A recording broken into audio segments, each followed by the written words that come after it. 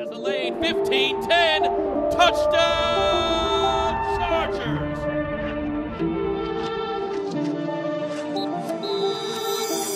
What's up, guys? Welcome into a brand new episode of Chargers Weekly. We're presented by Microsoft Surface. As always, joined by Matt Money Smith, trying to turn the page on what happened at Lambeau Field Sunday. Chargers lose 23-20 to Jordan Love in the Green Bay Packers. They're 4-6 in a tough hole as the Baltimore Ravens come to town Sunday with a little extra rest money. Let's just start at Lambeau. I'm sure it was a cool trip for you to be a part of that history and call a game there, but not the result the Chargers were hoping for. No, it was a big one. You know, we said it before the game. You just look at the percentages historically, and there's a lot of history there to lean on. You start 5-5, and you got a 30.5% chance. At least historically, teams have made the playoffs 30.5% of the time. You start 4-6, and that drops to 7%. So it is a huge swing from 5-5 to 4-6. Of course, those numbers don't take into account what your future schedule looks like. Who are you playing? Does the schedule get easier? A lot of those games at home. Is there a lot of rest in there? And I think for the Chargers, you know, this goes back to what we said last year, right? Which is when you lose one like they did against the Raiders to drop to 6-6, well, now you got to find one to win. You got to overcome what looked to be a game that you weren't going to win and win it. So, you know, I think we probably would have said the odds favored the Ravens for that Sunday nighter, the mini bye. It's one of the best teams, if not the best all-around team in the AFC. Probably not in the Chargers' favor. So you were thinking 5-6, and then New England 6-6, and that's where they were last year when they ended up finishing 10-7. So now they've got to flip that. They have to beat the Ravens. This was a terrible loss against a team that on paper they were considerably better than. On the field, they were better than, or I shouldn't say that's not true.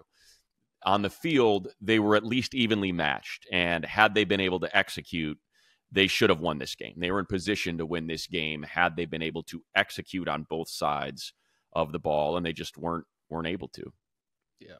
Lack of execution is where I think it starts. Uncharacteristic drops from Keenan Allen. He had two of them. Donald Parham right at the beginning of the game, easy drop. Justin was awesome in this game, man. He was locked in, and I love to see the fire from Justin Herbert, and I hope that we see more of that moving forward. He knew how important that game was, and Money. There were moments where we haven't seen Justin run like he ran in that game this season. No, not in years. No, he found the opportunities. He knew what was required to win that game and how important it was. And obviously, you know, we don't want to belabor the point that Quentin Johnston drop was a game changer. At least was going to tie the game. He could have taken that one to the house and they win the game. So a variety of mistakes. And then defensively, you know, that last Jordan Love drive, the 3rd and 20 was the play that sticks out. The next play, I think it was to Wick, where Michael Davis didn't wrap up. It was kind of reminiscent of the Tony Pollard play of about a month ago against the Cowboys. Right. And then obviously the miscommunication on the Dobbs go-ahead and game-winning touchdown. So a lot of mistakes in this game, and you could point to several different reasons as to why they lost. A lot to unpack there, Chris. So we'll start with the Keenan drops, right? So one's a touchdown. One is a 1st and goal from the 1. That's 8 points that, you know, turned into field goals instead of touchdowns. The thing about those two drops, Keenan came back, and you knew he was gonna. You knew that he was going to make an impact in this game, come up with some huge 3rd down catches, came up with a huge touchdown catch to give him the lead. And it's like, yeah, that's what Keenan does because he's an elite player in this league, and he recognizes – we left him on the field. I got to pick my guy up. Herbert's playing his ass off, and we've got to go win this game for him, for as hard as he's playing. And Keenan did that, and he gave them a, you know, what was it, a 24-17 lead, or a 20 to 17 lead, and you know, unfortunately, or 20-16 lead, and they weren't able to hold on to it. So that's one. I felt like, and even with the Parham catch, Parham had a couple other big catches in that game where you felt like he overcame it.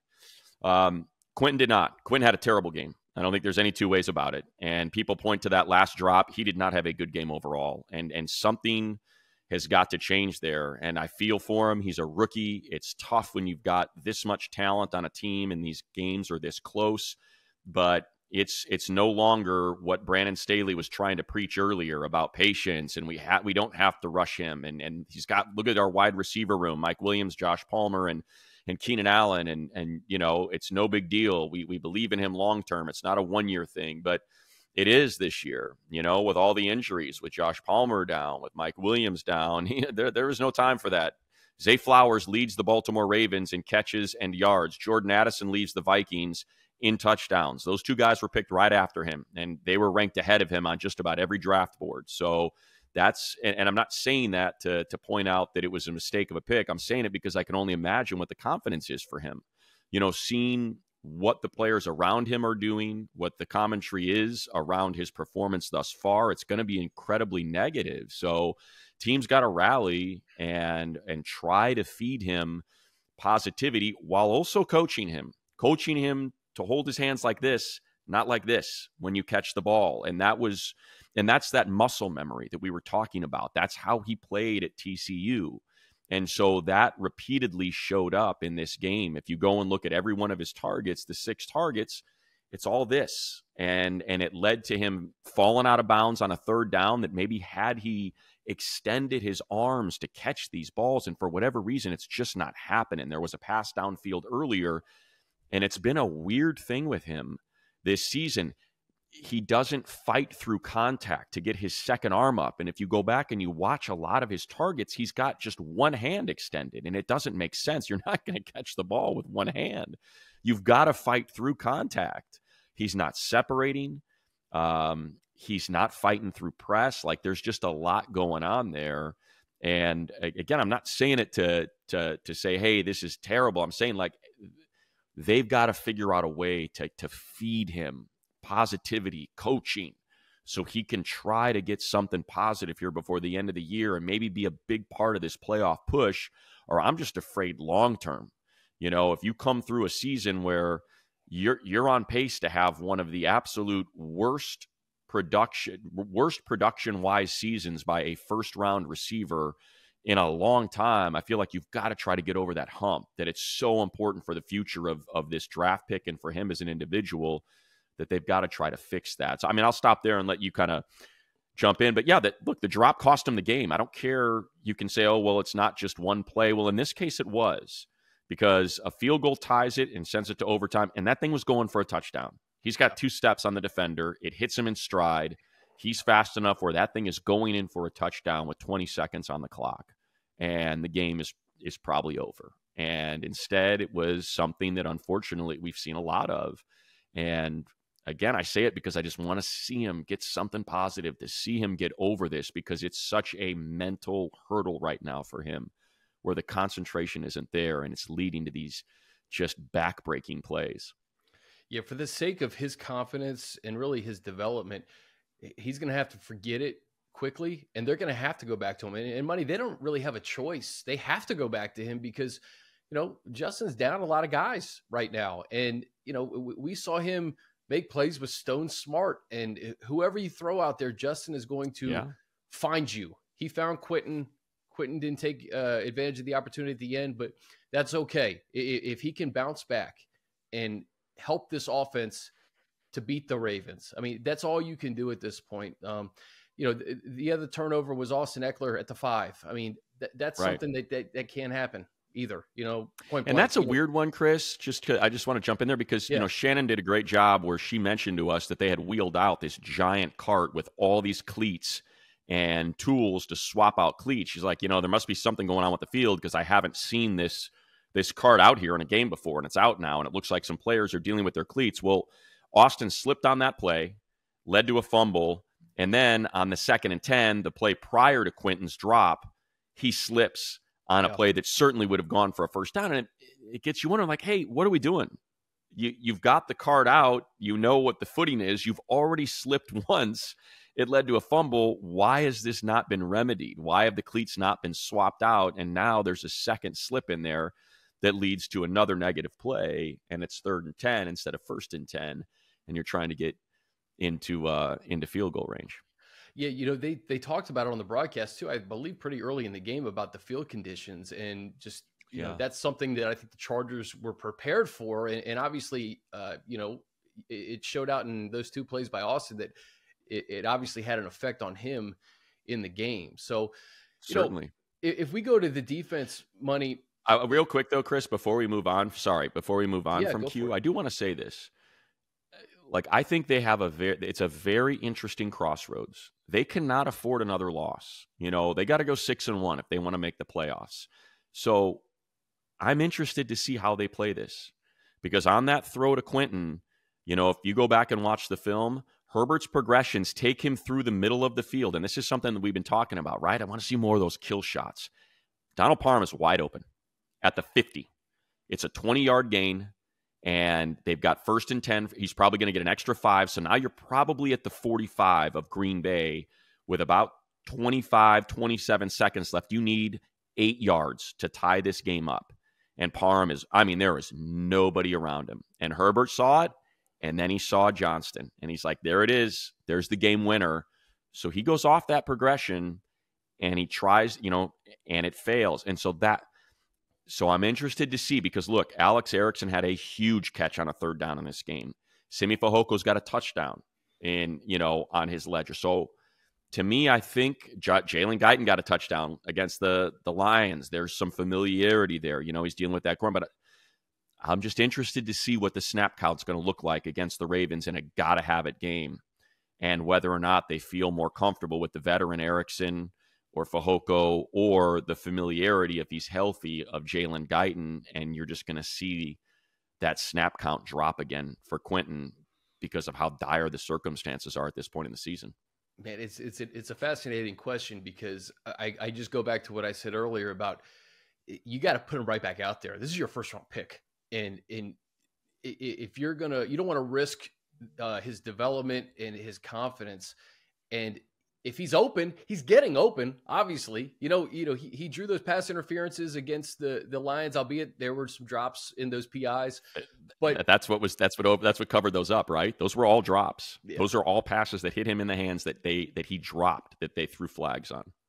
I think you got to go back to him. You got to against the Ravens and just see how it shakes out in a gotta have a game.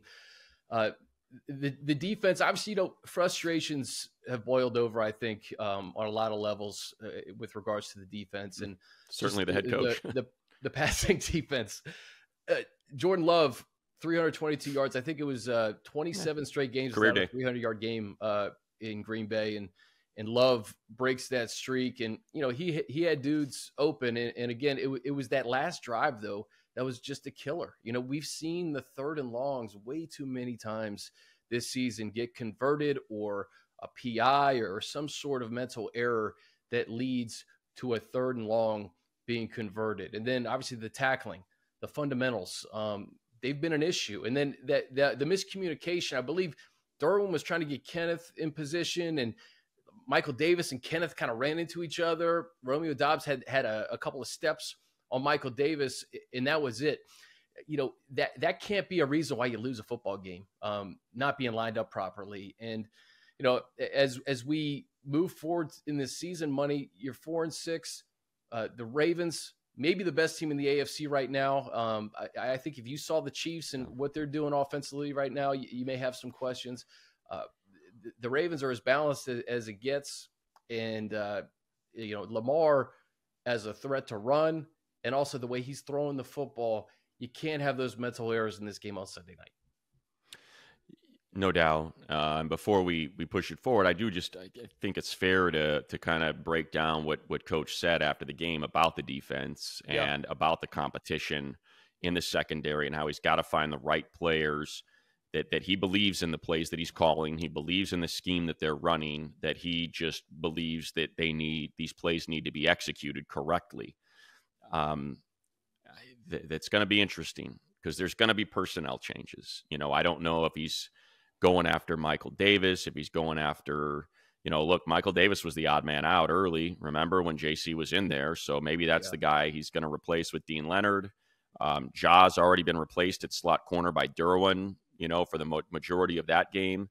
against Green Bay. That's what we saw in Dean Marlowe playing safety. So Jaws, snap count went way down. The one thing I would say to that is, when I went back and watched the game, there's way too many people open.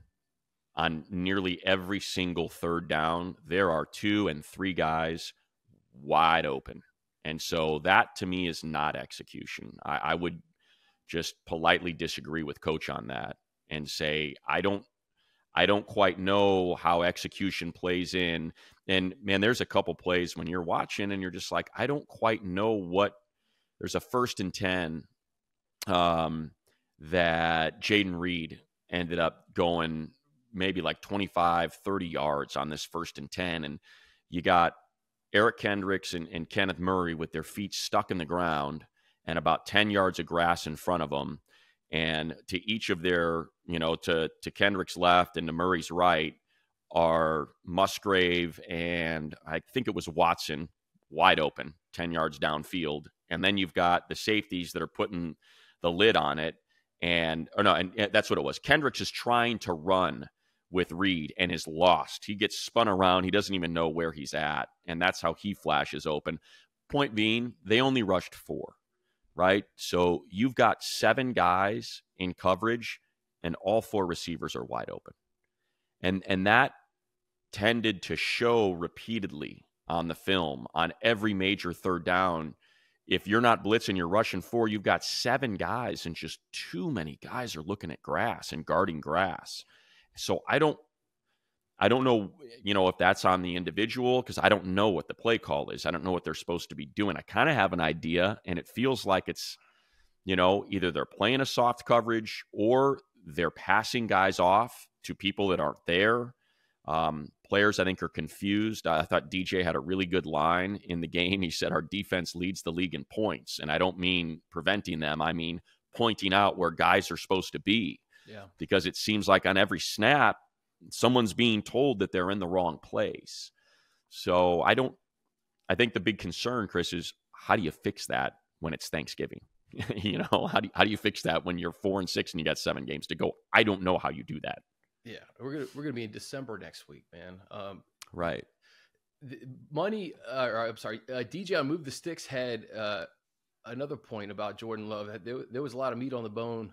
I think there was like a Luke Musgrave wide open play where he could have had an 80-yard touchdown. There were several plays in that game. That's every snap, Chris. It's every snap. There's guys wide open. So I know it's frustrating, and I bring it up not to say what do we do. It's not like that. It's, hey, I don't know how you fix it. Like I understand you want, like, to me, it's not just the secondary. You gotta have competition at the linebacker level. Yeah. You if you're gonna open a competition in the secondary, can we get 0? You better do it in the linebacker 0 level. Out there? Can we get number 0? Exactly. Out there? You got someone out there that is really, really struggling to cover. Really struggling, and he's getting picked on over and over and over again. And I would say if you're going to have a competition, let's have a competition at that position as well, because I think there's opportunities there that you might be able to find a fix, or at least try to find a fix, because it's been all season long. So, but Money, this is the question for me: how many more personnel changes can you make at this point that are going to drastically improve the secondary? Because we've talked about this throughout the season. Everybody in that secondary was here last year.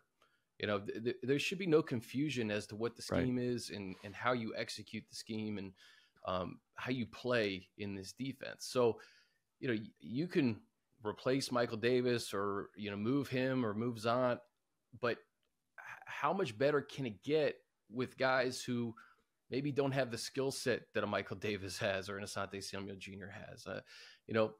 It's hard, and I get, the players have to make the plays, but I find myself here. This team's 4 and 6, and you're in 12th or 13th place in the AFC. And I realize everybody's kind of bottled up right now, but it's like you said, it's Thanksgiving. It's not a great place to be going up against, perhaps the best team in the AFC right now in the Baltimore Ravens, who And the Chargers, you know what? This is not an excuse by any stretch, but man, they've had some bad luck with these buys and extended buys and mini buys when it comes to playing these good teams. No doubt. To the question about, is there time? So I don't know. You can't bring new guys in, right? Like that's not going to happen. So it's just a question of, are the players that have been sitting on the bench better than the ones that you have on the field? I don't think you're going to find a dramatic difference in the secondary if you go from, Michael Davis to Dean Leonard.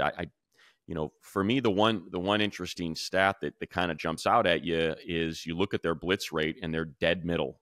Like they are, it's like, okay, are we a team that blitzes? Are we not a team that blitzes? And they're like 16th. And it's like, to me, you want to see that number either in the top 5 or in the bottom 5. You're a team that blitzes and you got sticky coverage and you don't have to hold it as long because you feel like your guys are going to get home because you're rushing the passer, or you're a team that only rushes 4 and either A, you feel good about your 4 getting home, or B, you feel good about your team being able to cover and stay connected throughout the course of a play to keep guys in front of them, prevent explosive plays, and force these 12, 13 play drives where hopefully you can get home on one of those. Now they're off schedule. Now you've got the advantage, and that's sort of the two ways to approach this. So the only thing I can think of that they could change that might make a difference, just because the coverage has been so poor, is start blitzing. Start blitzing more. Start sending 5 and 6 guys over and over and over again so your corners and your coverage players don't have to cover as long. And I think it's clear that rules are being broken. Whatever rules they're supposed to be following in quarters coverage and this matchup zone, it's just not happening. Too many guys are being passed off to nobody. There's too many soft spots. And you know what, Chris, so much of this, I think, is a result of what we see in football. And that is, you'll find something that works. Teams will all jump on it, and then there's a solution. And that's, Vic Fangio had this as the Patrick Mahomes beater when he was in Denver, right? And that's how this defense came into fashion, and everybody started playing it. Well, now you'll see the offenses know how to beat it. They've got plays to beat. I thought Popper did a great job in that article after the Lions game that said Ben Johnson knew exactly what was coming and exactly how to beat it. He was a step ahead the whole time. And I think we're seeing that more and more with offenses because so many teams started using this style of defense, and they've got more and more teams are playing it. So now they've got reps in practice against it, and now they're more comfortable beating it. So now you have to adjust to the adjustment. Well, Money, the blitz question is a perfect segue into this because we're going to have life without Joey Bosa maybe for the rest of the season now. So knowing that Joey's going to be out, Chris Rumpf's out, you're thin at edge. Yeah. Do you blitz more just because you don't have Joey? You can't. You may be tough to get home anyway with 4. I would say yes, but the blitzes that they ran against Green Bay, for whatever reason, Green Bay just knew they were coming. Jordan Love was, and Jordan Love was hard counting a lot, and it just seemed like the Chargers kept biting on the hard count, and they kept showing their hand over and over again. So he knew when the blitz was coming. Blitzing isn't just sending one more than they have to block or overloading the side and trying to find that advantage. It's also about disguising and them not knowing that you're blitzing or not knowing where the blitz is coming from. So I do think you have to be a team that's good at that. You're not just a team that blitzes, but you're a team that's good at blitzing, where, when you're like that play we talked about against Detroit on the huge gainer to Khalif Raymond, like you can't blitz Ja Taylor from that spot. Like that's not going to be an effective blitz. So it's not like, you know what I mean? Like I think they need to get better at that as well, if that's what they're going to do. I have full faith in Thule that he can win, that he'll win one-on-one, and that you can't double both he and Khalil Mack. So between those two, I think they've both been rushing the passer well enough. I think they're, the thing with Baltimore, right? It's the run game. I mean, this is a team that runs the hell out of the ball. So do you feel good about run blitzing, or you're going to be running upfield and here goes Gus Edwards right by you, or here comes Lamar Jackson using his feet just to skate right by you and he's off to the races. So that's probably what you got to be a little careful of. I think it's, probably a perfect opportunity to segue into it, but this is This is a tough matchup. This is a really, really tough matchup on Sunday. And I think considering the injuries and the way they've been playing as of late, it would be it's a huge opportunity for the Chargers to overcome what I think is a mountain that has been placed in front of them that they have to climb to try to get this victory. Yep. All right, let's take a quick break. We'll get into this matchup with the Ravens. All right, guys, a big thank you to our partner, Microsoft Surface, the official sideline technology provider and laptop of the NFL and the Los Angeles Chargers that provides players and coaches with the tools to succeed both on and off the field. Check out the powerful Surface Pro 9, combining the power of a laptop with the flexibility of a tablet at surface.com. VIP ticket packages for the first ever Super Bowl in Las Vegas are now on sale. And Only On Location offers all-inclusive experiences worthy of the entertainment capital of the world. Ticket packages boast an array of offerings, such as premium seating to the game, epic pregame parties with headline talent, NFL legend appearances, premium drinks and fare, and much more. Visit NFLOnLocation.com or search NFL On Location today. Your football experience of a lifetime awaits, only with On Location. Hey, Chargers fans, you want to eat? Uber Eats, now available for in-stadium pickup. Order all of your stadium favorites from your seat with the Uber Eats app. Just set your location to SoFi Stadium, select your favorites, and you'll receive a notification when your order is ready for pickup. There are many mouth-watering options in SoFi Stadium. Let the stadium rumble, not your stomach. Go Chargers. So, Money, the Baltimore Ravens coming to town, 8-3. Lamar Jackson is playing great football. His threat as a passer now has increased from previous years. We know that he's lethal running the football, and the Ravens in general, as you alluded to, they run the ball as good as anybody in the league. I'm just going to rattle off some of these scores. They beat the Detroit Lions, who scored 41 points a couple of weeks ago, 38-6. They beat the Seahawks 37-3. They beat the Bengals by 2 touchdowns last Thursday night. They beat the Browns 28-3 earlier in the year. So, this offense is rolling. The defense is solid under McDonald. And again, it's a freaking tall order. It's a tall order, but if you do get it and you're 5-6, you talk about momentum. I mean, this is the season. No question. Yeah. If they lose this one, they have to win out. I think when you look at what's in front of them and the number, you got your 4 division winners, and then, I'm not looking at the standings right now. I suppose I could pull it up, but I think they're in 13th place as it stands right now. Yeah, 13th place. So you've got going to number 7, teams with 4 losses. They're 2 up on you. You lose this one and they win, and they're 3 up on you in the loss column, and it feels like that would almost be insurmountable. So right now your division leaders: Ravens, Chiefs, Jags, Dolphins. So, those are all 7-3 teams, 3 games up in the loss column. Now you got the Browns, who are 3 games up on you in the loss column. The Texans and the Steelers and the Bills and the Colts and the Broncos and the Bengals. And those are all teams ahead of you. That's a lot. You cannot, and they look like they're at least half of those are trending towards 10-7. So that's going to be the number, I think. Now, the good news is they have a lot of AFC games left. They've kind of worked through their NFC portion of the schedule. The conference record is a tiebreaker when it's more than a 3-way, when it's a 3-way tie or more. So it's an opportunity, but they have to win this game. They have to. And they're taking on the number 2 scoring defense, the number 3 overall defense, and the number 1 pass defense. And we know the Chargers have struggled to run the ball. They pass the ball. It's what they do well. Herbert's been exceptional these last couple weeks. The Ravens offense, number 4 scoring offense, number 1 rushing offense. So after the Packer game, when Coach Staley was frustrated at the line of questioning and the defense, he said, we really stopped the run in this game. That was a positive. Well, they didn't really want to run the ball. They lost their 2 running backs. I mean, they lost Aaron Jones for the game. They lost Wilson for the game. And they're like, all right, well, we still got to throw it around. And they were throwing it around effectively, and you look at the last time they faced a team that was really balanced. Now, they do get a bit of an advantage without Mark Andrews. That is clearly Lamar Jackson's safety valve, his favorite target. So in the passing game, maybe you get a little bit of a break there. But let's see if, in fact, what Coach was talking about, that, our rush defense did really, really well. Okay, well, let's see you do it against this team. We're talking about taking away the right hand. The right hand of the Ravens is running the ball. So can you take that away? It's very hard, and when you go through their losses, the one thing you recognize is teams created turnovers. That's in their 3 losses. I mean, I'll just rattle them off right now. Pittsburgh wins 17-10, 4 sacks, 6 tackles for loss, 1 interception, 1 safety, 4 forced fumbles. They recover 2. That's how they win that game. Think about all that went on with that defense.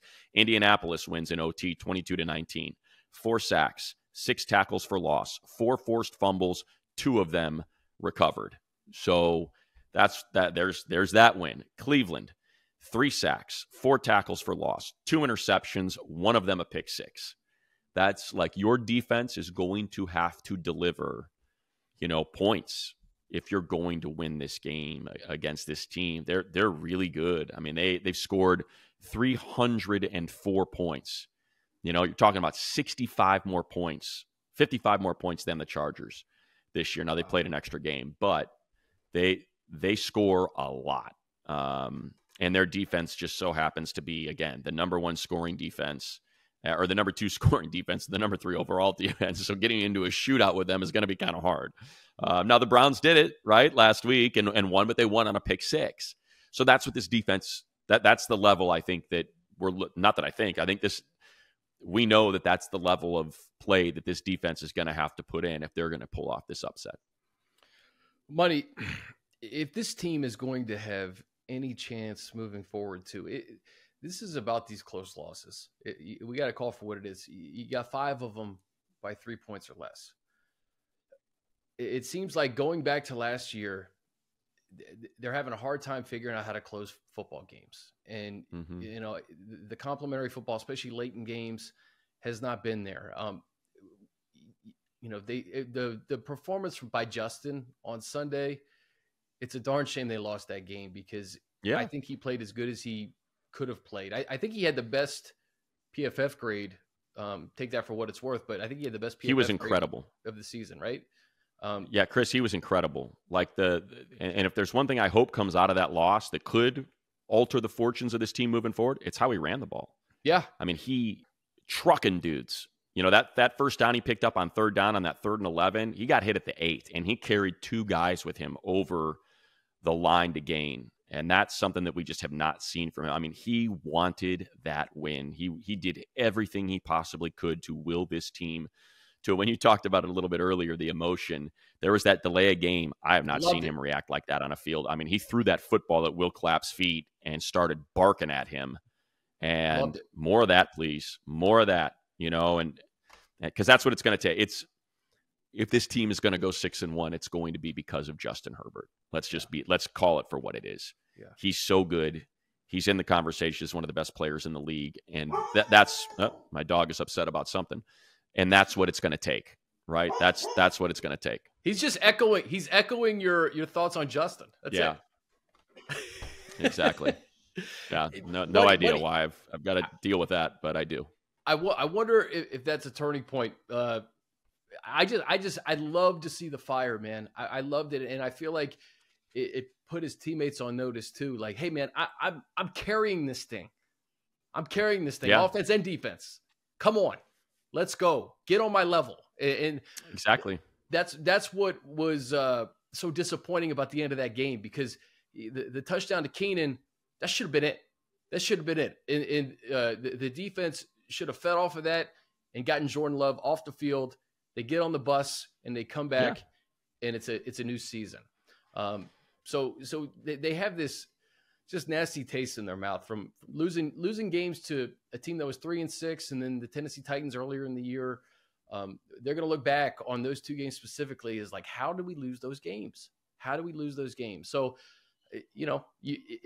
like you said, if you beat the Baltimore Ravens, maybe a game you weren't supposed to win, gets you to 5-6. At least we could talk and have some playoff dreams for another week. But no doubt. Go ahead. Yeah, no doubt. I think, it lays out well in front of them as well. So you beat the Ravens, and now I don't know what the future. They've already gone to a different quarterback in New England. I know the Broncos have been playing a lot better, but you get them at home, and then you get a trip to Las Vegas. But the thing is, Chris, and we keep saying this. Oh, it lays out. Look at this stretch right here, and I think you put it perfectly. They got to figure out how to win. They know how to lose. We know that they because you're not 1-5 in one score games without knowing how to lose, because you had a lead in so many of those, or you're tied in so many of those, or you have the ball last in so many of those, and they just can't get over the hump. So I think of all the things that they've got to figure out here in short order, knowing how to win, how to execute when you absolutely have to, the gotta have it moments, being able to deliver in those moments on both sides of the ball and special teams is what will ultimately decide the fate of this team and whether or not a squad that so many people thought was one of the best in the AFC is. And I hate the whole revisionist history because I know they're injured. Everybody's injured, but yeah. Maybe this team isn't as good as we thought. No, they're not as good as you thought because they're 4-6, because they continually come up short. They are that good. This roster is that good. Teams would love to have a Rashawn Slater at left tackle and Austin Eckler in the backfield and Keenan Allen and Justin Herbert. And teams would love, if we just go through if I'm going through the standings, all right, let me show you. Mac Jones has been benched. The Titans are on to Will Levis. The New York Jets just made Zach Wilson their third-string quarterback. The Las Vegas Raiders are on Aiden O'Connell. The Bengals have not had a Joe Burrow healthy but for 2 games this year. The Denver Broncos, had Russell Wilson, who had the worst season of his career last year, started out sluggishly. He's playing much better now because he's just not turning the football over. Yeah. The Colts are in the 9 spot. Anthony Richardson was their rookie. They're on a backup quarterback. The Buffalo Bills at 8 have had an just ridiculously bad showing from Josh Allen when it comes to turnovers this season. It's quarterback play that's leading these teams to be where they are. Baltimore Ravens, Lamar Jackson. Chiefs, Mahomes. Jaguars, Lawrence. Dolphins, Tua. The Browns is the one outlier there because their defense is the best in football. So that's good. What I'm getting at is the Chargers have one of the best quarterbacks in football. There is no one of these things is not like the other. One of these things doesn't belong. The Chargers don't belong at 13 when Justin Herbert is playing at the level that he's playing at.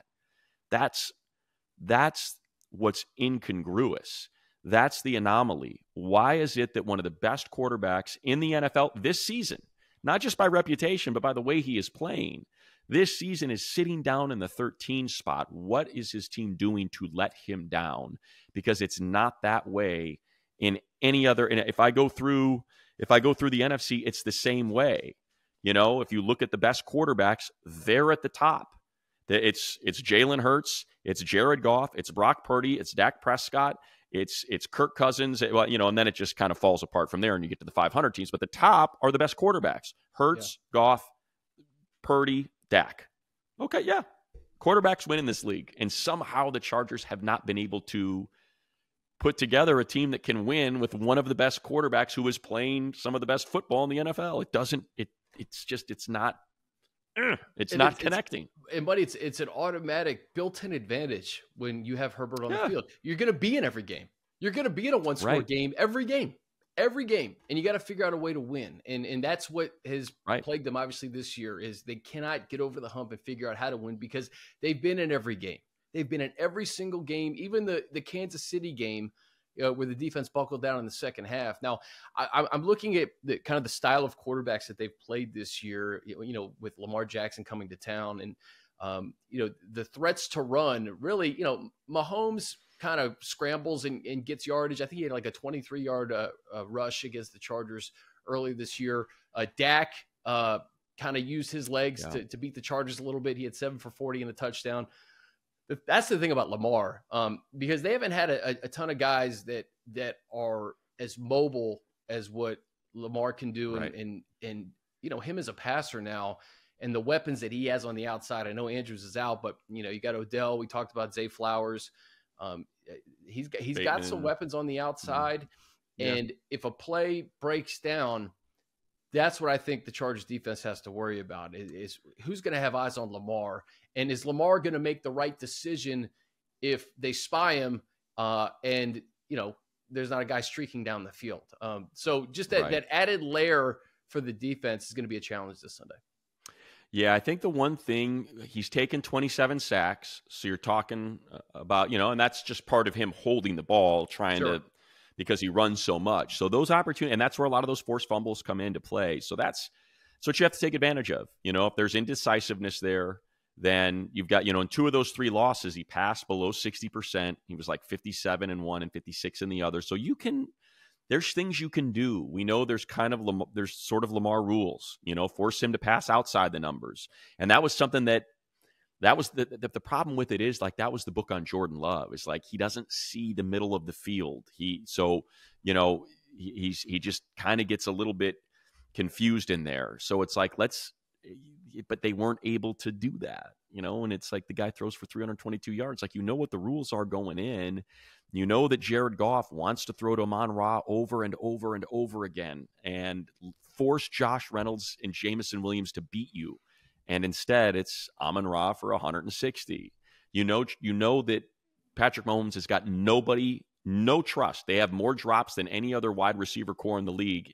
It's only Travis Kelce, and the guy goes for 150 in the first half. It's, Dak Prescott. He wants to throw the ball to CeeDee Lamb. He does not trust Michael Gallup. He does, CeeDee Lamb, 120 yards and a touchdown. It's Tua wants to get the ball out to Tyreek Hill. Tyreek Hill, 215 yards. So it's like they have got to, take away the number one, and force them to beat you with the number 2 and the number 3. Again, Packers wanted to run the ball.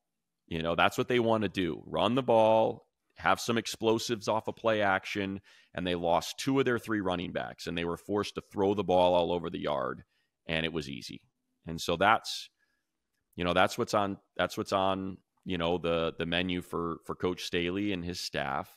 Figure out how to force Lamar to throw the ball outside the numbers, because he wants to use the middle of the field, and make sure he doesn't beat you with his legs. And if you can do that, there's interceptions.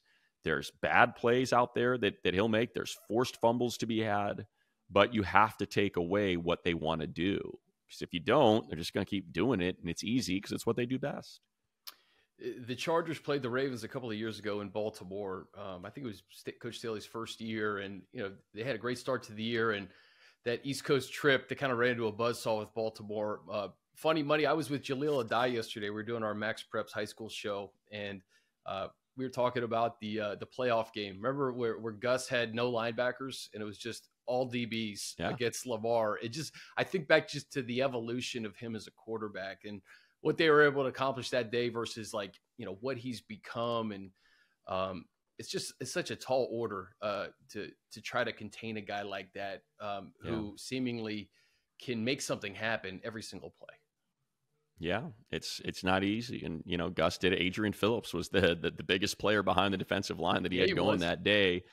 But, the other thing on that day that I'll remember is that Marty Mornhinweg, for whatever reason, played right into their hands. Like he just assumed, well, they're going to do everything they can to take away the run, so I'm going to throw it all over the place.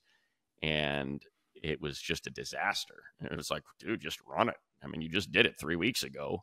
At Dignity Health, ran it down their throats with Gus Edwards and Lamar Jackson, and they came out throwing it all over. So sometimes coaches can outthink themselves, but no doubt Gus had a brilliant, just keep everything in front of you, force that. And I think that's the one thing with the Ravens that you want to do, right, is force them to have long, sustained drives because they make mistakes. Lamar makes mistakes. So that's what you want to do. Don't give them easy ones. When you give Jordan Love a 5-play, 75-yard drive that he was facing a 3rd and 20 on from his own 5-yard line, and it only takes him 5 plays to score a touchdown, you are not doing your job. You're not giving ample opportunity for him to make a mistake and throw a bad pick or get a turnover or something like that.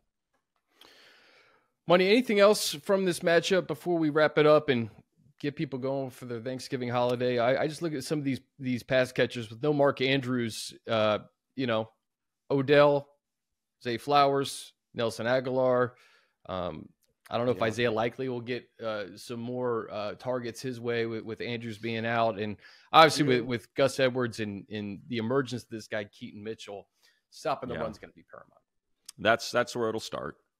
And again, I think just to sort of reiterate what I'm interested in seeing if, what the snap count looks like at receiver. I think that's going to tell quite the tale. Are we scrambling? Does the coaching staff look at it as, hey, we're in win now. We got no time to be developing right now. Yeah. But I think there's a flip side of that where we talked about clearly there may be players on the bench that you've seen enough through 10 games from player X. Let's give player Y an opportunity, because if not, it might be too late. We can't keep watching. We can't know what the ending is to the movie and expect it to be different because we don't like it, because we want a happy ending and we keep getting the sad ending or the horrific ending. And it's like, what the ending of that movie is. So let's see if we put a different actor in there, if maybe something changes, which is interesting because it's two sides of the same knife, right? It's okay. Well, I just said, maybe you don't have time for young and inexperienced, to develop. And the flip side of that is, okay, maybe the, young and athletic is the better option than the supposed steady hand of a veteran that has struggled mightily so far this season. So there's some positions that you should put your eyes on that I think will tell you how this team is approaching the remainder of this season in a critical game against the best opponent that they will have seen this season. Oh, Kyle Van Noy return game, huh?